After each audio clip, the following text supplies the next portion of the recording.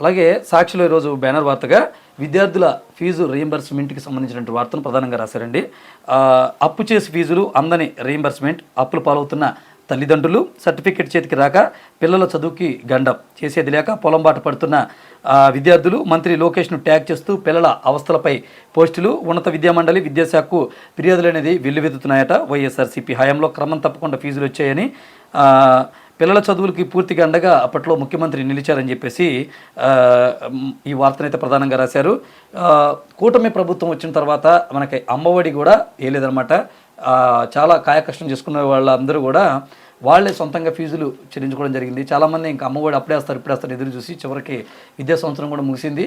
మరి కూటమి ప్రభుత్వం దీనిపైన ఇప్పుడల్లా లేదు, నెక్స్ట్ విద్యా అకాడమీకి చేద్దామని చెప్పేసి విద్యా సంవత్సరాన్ని చేస్తామని చెప్పి స్టేట్మెంట్ కూడా ఇచ్చారనమాట.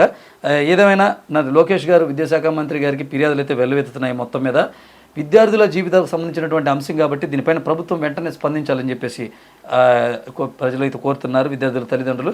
ఏదేమైనా ఈ విషయాన్ని ఎలా డీల్ చేస్తున్న ప్రభుత్వం చూడాలి.